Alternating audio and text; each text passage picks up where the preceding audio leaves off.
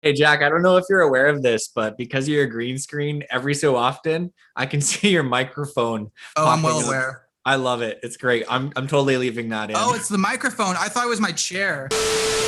Hey, what's going on? It's It's all Tyler with TLC Reviews, and once again, I'm joined by Jack Metcalf of Is This Anime Podcast. The Zack Snyder cut is out. We have both seen it, and we are so excited to share our thoughts with you. It dropped on Thursday. I finished watching it over 2 days. You watched it in one sitting. Let's talk about the elephant in the room.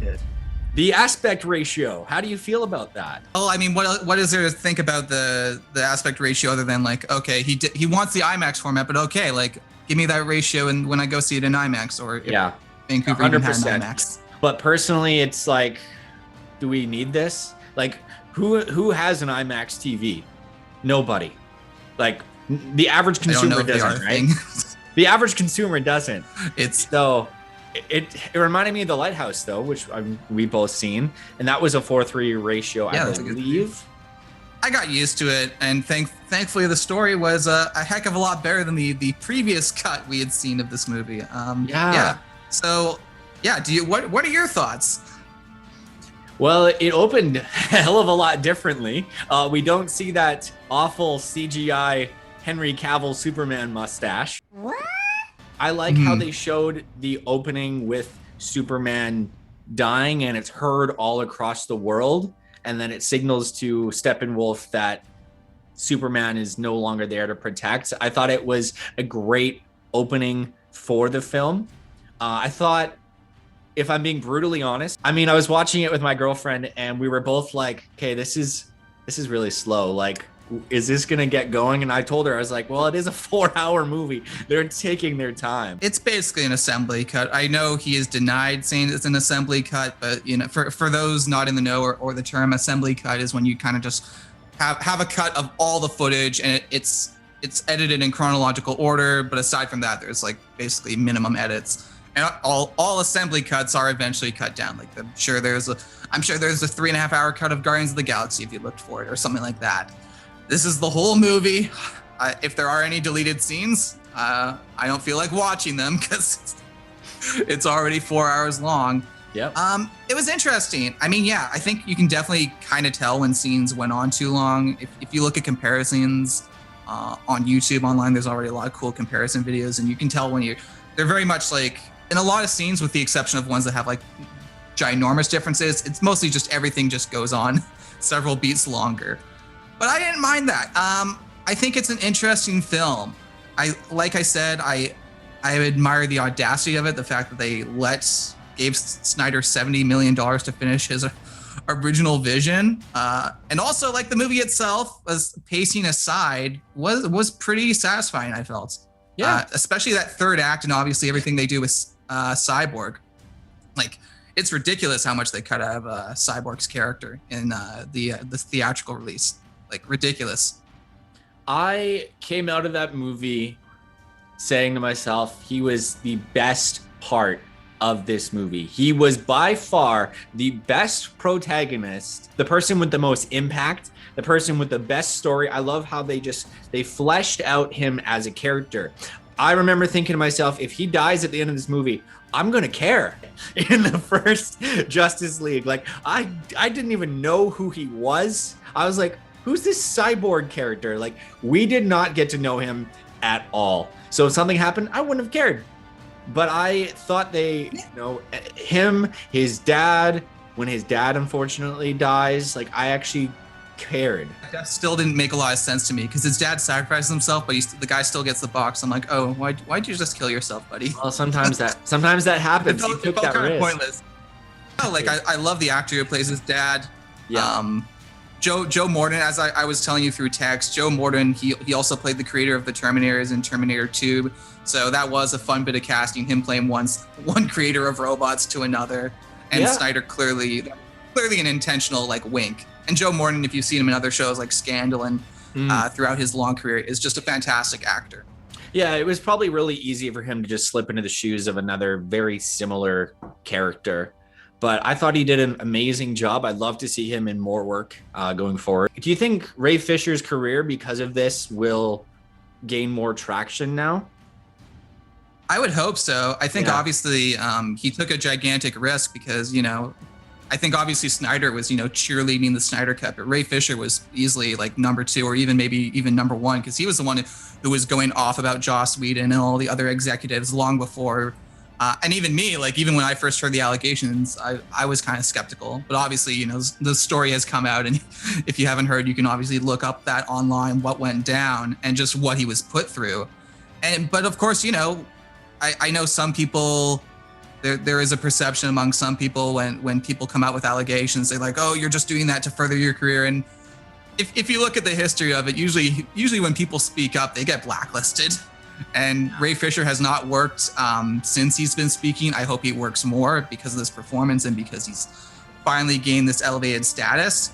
Because justice for Ray Fisher. I stand with Ray Fisher. I think when you understand watching this movie why he was so pissed off and why he fought so hard to get this to come out. They showed that he was a successful, I think, high school football player. They showed his origin story, which I thought was quick, to the point, and it makes you care about the character. They show how he hates his dad at first, but then there's that redemption arc. I thought he was a very well fleshed out character, and I'm excited to see, hopefully where he goes in the future. Yeah, and to be fair, like he said, he refuses to work with Warner Brothers until they get rid of Walter Hamada, who is currently like president. Yeah. Or I'm not sure quite his position. Maybe someone can quote me on that. But he's big up in the food chain. So yeah, it's really unfortunate. I hope Ray Fisher gets the justice, and whether we see him in another Justice League movie or not, I will gladly watch whatever show or film he hopefully gets cast in, because he's a fantastic actor. So Jack, let's talk about Flash. So the Flash had many scenes, including one where he saves his soon-to-be love interest from getting obliterated essentially by a truck. That scene was completely omitted from the first Justice League. I thought it was a fun scene. I mean, obviously it was, kind of done in the same Quicksilver style. I think yes. all speedsters in movies are kind of in the shadow of it, but I thought it was fun. And, I don't have too many thoughts on it. I thought it was a fun action beat. Kiersey Clemons, who plays Iris West, she is still allegedly going to be in the Flash movie that shoots in April. Right. So we'll see if she actually gets to play that character. Yeah, I think the treatment of people of color, for one thing, in this movie is far better, obviously, given that, their parts weren't cut. And there's also, the name slips me, but there's an actor who plays Ryan Choi, whose part, he's the scientist who works with Silas Stone. And in the comics, he later becomes the superhero, the Atom. And again, his scenes have been restored, and obviously, Joe Morton and Ray Fisher. So, and also, again, gotta give credit to Snyder for casting Jason Momoa as Aquaman. And, Aquaman, who was blonde-haired, blue-eyed in the comics, is, now being played by a Pacific Islander. So I think, Zack Snyder has really done right by people of color, and it really shows in this film. And it's amazing how many scenes were cut just because it was with a character of color. Like I said earlier, I can't believe how I thought about Cyborg before, because he was absolutely unequivocally wasted from that movie. Yeah, and a lot of characters were. I think him and the Flash, really benefited, specifically in the third act climax, which is completely different. I was shocked at how different the third act was in this movie. And I did watch the third act of the theatrical Whedon cut earlier today, and my God, that thing is garbage. It is garbage. It was worse than I remembered watching in the theater, actually. For those who don't remember, the big beat is the way Steppenwolf and the evil parademon men. In the Whedon cut, there's this whole recurring thing about the parademons, they feed on fear. That's not in the Snyder cut at all. And then after Steppenwolf basically gets his ass beat by Superman and the rest of the Justice League, and it's not even done in a cool way. It's actually pretty poorly shot. And Joss Whedon is just not a great action director, it seems, especially not in a movie that he had to reshoot very, very quickly over the course of a summer. Yeah. So Steppenwolf, he feels fear after getting his butt kicked, and then the parademons kind of feed on him, and he goes up a boom tube and floats away in the sky, never to be seen ever again. And the League is losing that the Unity succeeds, and then Flash has to go back in time and do all this, and it's a cool as hell sequence. And when you see Flash like go back in time, you're seeing the characters like bodies get restored. Like you see like their bones and skin kind of get reversed through time. It's a fantastic sequence, and I'm shocked that like WB was like, no, we need to do this and erase all that work. It's really shocking just like seeing the hack job of what this movie was when it came out in theaters. We finally see Jared Leto once again. He was not, of course, in the original Justice League. So this nightmare scene, Nightmare with a K, is a brand new scene. It was not part of what Zack shot in 2016. You know what? I enjoyed it more when I had a couple drinks. When I rewatched it this morning, I was like, oh, okay, this is a lot harder. Jared Leto's Joker is a lot less tolerable when you're sober. I will say that. I like the idea of Batman going on a post-apocalyptic road trip with the Joker and like Deathstroke. But I'm not sure if I want to spend it with Jared Leto for an extended period of time. No. Yeah. I like the idea of it. I think that's what we can kind of talk about now, going into like what these movies were building up towards, because you can definitely see what Zack Snyder's Justice League 2 and 3 were going to be, which is basically Darkseid was going to kill Lois Lane, and that was going to be what was going to send Superman off the deep end, because that's what Batman kept fearing of, Superman breaking bad, and that's what would have made Superman vulnerable to the anti-life equation, and therefore, because that's how the nightmare ends. It ends with them having to face off against Superman. A very angry Superman. Superman is very angry in the Snyder cut. Yeah, not a lot of smiles even when he survived. No, he reminded me a lot more of like Batman, the brooding version. I liked it.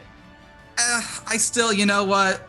I don't like this version of Superman super much. I think Snyder clearly is into this kind of broody, godlike Superman, but you know what? My Superman is on the CW show right now, Superman and Lois, where he's telling kids his mom made his costume. I like that Superman. Okay. I haven't seen full episodes. I've seen clips, and I'm just like, okay, that's the Superman I've been waiting for a long time. Okay.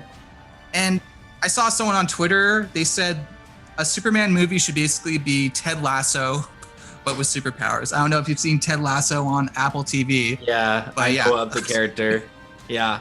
Yeah, he's like a super positive dude, and that's what Superman should be. And I mean, clearly Zack Snyder, his interest in Superman is that he's a big, strong man who is God. But that being said, I like the black suit. I thought that looked really good just for what the tone they were going for. Yeah. So, and also like, again, Zack Snyder just is better at action than Joss Whedon. And when Superman's beating up Steppenwolf, I was pretty hyped. It looked really cool.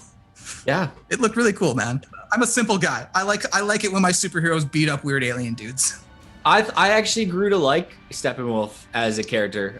We also see him get his ass kicked, and then he's in total pieces. We also see Darkseid, who isn't really at all, I believe, in Justice League 2017. He's not at all. Yeah. The 2017, they cut out all references because Warner Brothers did not want any indications of a potential sequel with Zack Snyder. And Snyder Cut, of course, restores that. Yeah, and I mean, hey, listen, that's what they wanted to do. They obviously were done with the Snyder business. That's their business. They're entitled to do that. Obviously, it did not pay off since they ended up spending $70 million on restoring that version, plus whatever they spent with Whedon. Like I thought Steppenwolf in this movie was a lot more interesting. I saw someone online. There's a really good Collider article where they described Steppenwolf as just like Dwight Schrute. Like he's just really bad at his job. He's a middle manager who's like just constantly like screwing up and like having to apologize.